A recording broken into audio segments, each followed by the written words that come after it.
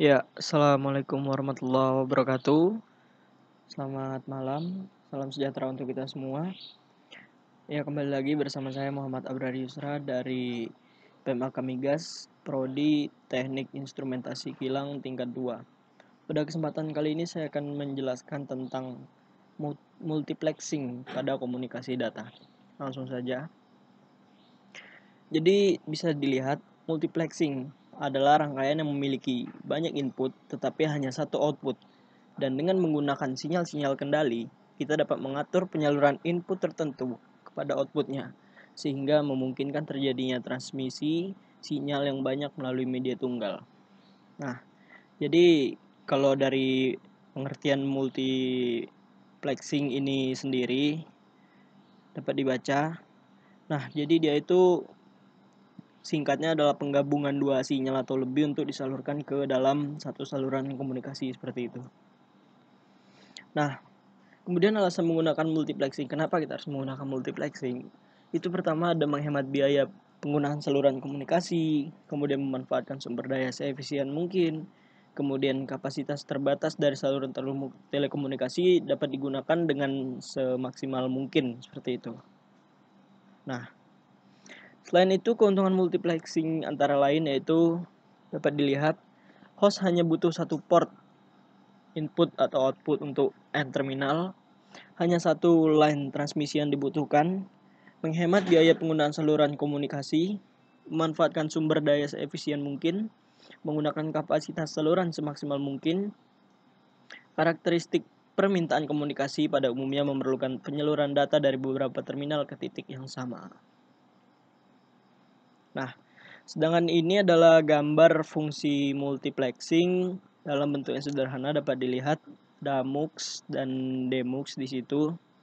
Jadi dari gambar di atas itu dia itu menyatakan fungsi multiplexing secara umum di mana multiplexer itu mengkombinasikan atau memultiplex data dari input dan mentransmisi melalui kapasitas data link yang tinggi.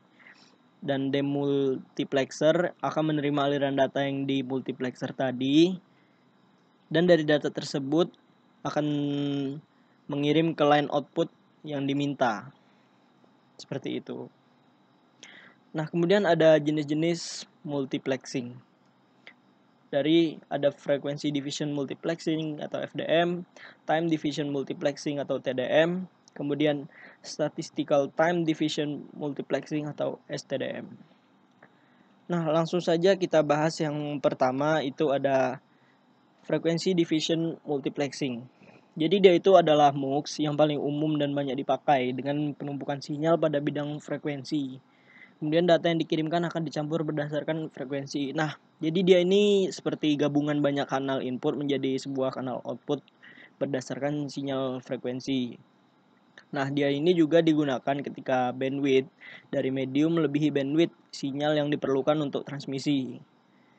Nah, kemudian dari tiap sinyal dimodulasikan ke dalam frekuensi carrier yang berbeda dan frekuensi carrier tersebut nantinya terpisah di mana bandwidth dari sinyal-sinyal tersebut tidak akan overlap seperti itu.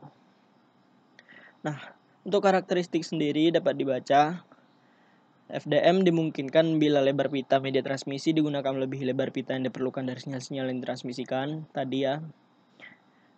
Sejumlah sinyal dapat dibawa secara simultan bila masing-masing sinyal dimodulasikan ke frekuensi pembawa yang berlainan dan frekuensi pembawa cukup terpisah di mana lebar pita sinyal secara signifikan tidak tumpang tindih seperti itu. Nah, ini untuk gambar dari FDM tadi. Nah, kemudian pada FDM ini jadi dia itu seperti ini teman-teman. Dapat dilihat gambarnya. Nah, dari penjelasan itu, jadi kita tuh di situ terdapat 6 sumber sinyal, kemudian dimasukkan ke multiplexer yang memodulasi setiap sinyal ke frekuensi yang berbeda. Dari F1 sampai F6 dapat dilihat channel 1 sampai channel 6 dia dimasukkan ke multiplexer. Kemudian masing-masing sinyal yang dimodulasikan itu memerlukan lebar pita tertentu yang dipusatkan itu di sekitar frekuensi pembawa yang disebut dengan channel. Dapat dilihat.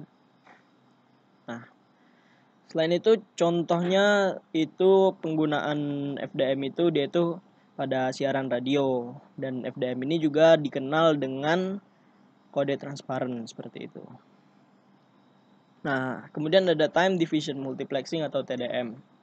Nah, TDM ini adalah yaitu pengiriman sinyal data dengan mencampur data berdasarkan waktu sinyal data tersebut dikirimkan. Nah, dia ini digunakan untuk transmisi sinyal digital. Bit data dari terminal secara bergantian diselipkan di antara bit data dari terminal lain. Dan pemancar dan penerima harus sinkron agar masing-masing penerima menerima data yang ditujukan kepadanya. Nah, seperti ini ya gambaran dari TDM ini. Jadi dia ini biasanya digunakan untuk komunikasi poin per poin seperti itu. Kemudian dia itu juga prinsipnya menerapkan prinsip penggiliran waktu pemakaian saluran dengan mengalokasikan satu slot waktu bagi setiap pemakai saluran atau user seperti itu. Nah, TDM ini dia dibagi menjadi synchronous TDM yang pertama.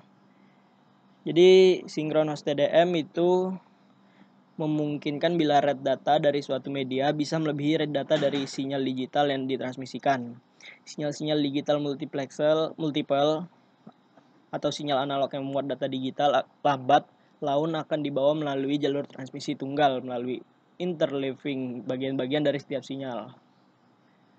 Nah, jadi ini adalah skematiknya, skematik gambar di mana hubungan antar sisi pengirim dan sisi penerima dalam komunikasi data itu seperti ini skematiknya.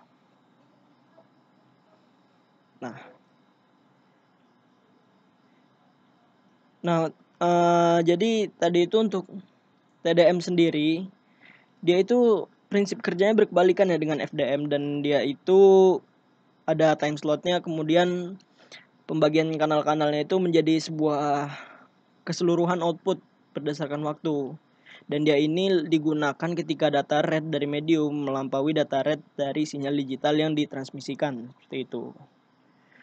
Nah, kita kembali lagi tadi ke synchronous TDM sini. Kemudian kedua ada asynchronous TDM. Nah, asynchronous TDM itu dia untuk mengoptimalkan penggunaan saluran dengan cara menghindari adanya slot waktu kosong akibat adanya data atau tidak aktifnya pengguna pada saat sampling setiap input line. Maka pada asynchronous TDM proses sampling hanya dilakukan untuk input line yang aktif. Nah, jadi dia itu disebut asymmetric. Jadi dia itu asynchronous TDM ya, mohon maaf. Jadi asynchronous TDM itu yaitu proses sampling hanya dilakukan untuk input line yang aktif saja seperti itu. Nah, ini untuk ilustrasi hasil sampling dari input line jika ditransmisikan dengan asynchronous TDM.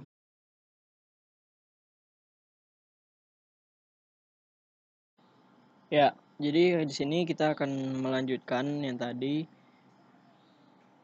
Untuk asynchronous TDM itu untuk mengoptimalkan penggunaan saluran dengan cara menghindari adanya slot waktu kosong akibat adanya data atau tidak adanya pengguna pada saat sampling setiap input line.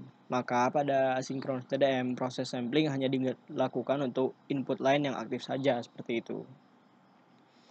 Nah, ini adalah ilustrasi hasil sampling dari input line jika ditransmisikan dengan asynchronous TDM, dapat dilihat.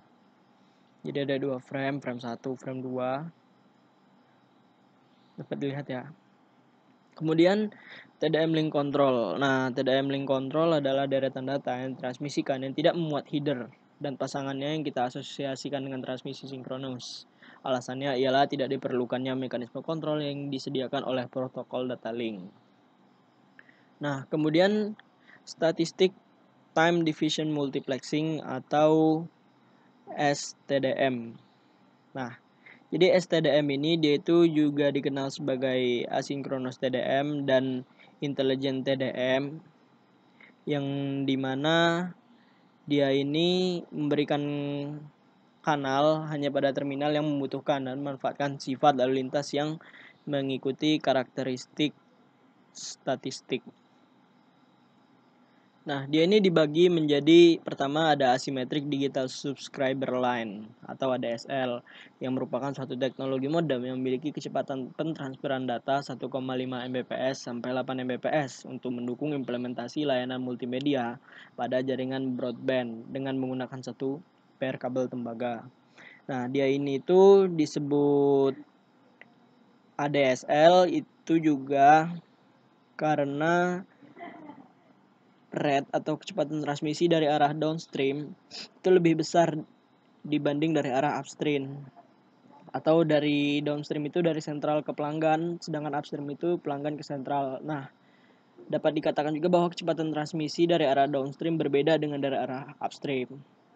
Dan dia ini cara kerja ADSL ini dia itu berupa proses dial up connection, bukan proses call setup seperti jaringan fixed telepon yang harus melalui proses dial tone dulu. Nah, dia ini juga menggunakan teknik multiplexing yang digunakan pada FDM. Jadi dia ini menggunakan teknik multiplexing yang digunakan melalui FDM atau frequency division multiple atau echo cancellation seperti itu. Keuntungannya sendiri yaitu dia itu menggunakan jaringan kabel tembaga existing atau kabel tembaga baru. Kemudian dia juga mudah dalam proses instalasi, tidak perlu dial up lagi, begitu komputer hidup langsung tersambung seperti itu. Nah, selain itu jadi dia itu juga memiliki kekurangan, yaitu jarak yang terlalu jauh dari STO akan menurunkan kualitas sambungan dan menurunkan kecepatan. Kemudian koneksi asimetris yang berarti waktu upload akan lebih lama daripada download. Kemudian layanan tidak terdapat di semua wilayah. Nah, dia itu perlengkapan yang dibutuhkan untuk menyediakan layanan ADSL itu antara lain adalah transport system, kemudian LAN, kemudian DSLAM atau Digital Subscriber Line Access Multiplexer, kemudian port splitter seperti itu. Nah, kemudian ada XDSL. XDSL ini dia itu untuk menyebut semua tipe teknologi digital subscriber lines. Jadi dua jenis yang utama itu adalah ADSL dan SDSL. Dua jenis lainnya adalah High Data Rate DSL dan Very High DSL atau VDSL. Nah, SDSL itu sama dengan ISDN ya, karena bekerja pada kabel telepon tembaga biasa. Dan dia itu juga bekerja pada jarak dekat sekitar 20.000 feet kurang lebih. Namun DSL ini menawarkan kapasitas yang lebih tinggi sampai 32 Mbps untuk downstream traffic dan dari 32 kbps sampai lebih 1 Mbps untuk upstream traffic seperti itu. Nah, kurang lebih itu saja yang dapat saya sampaikan. Apabila ada kesalahan saya mohon maaf. Terima kasih. Wassalamualaikum warahmatullahi wabarakatuh. Sampai ketemu di video berikutnya.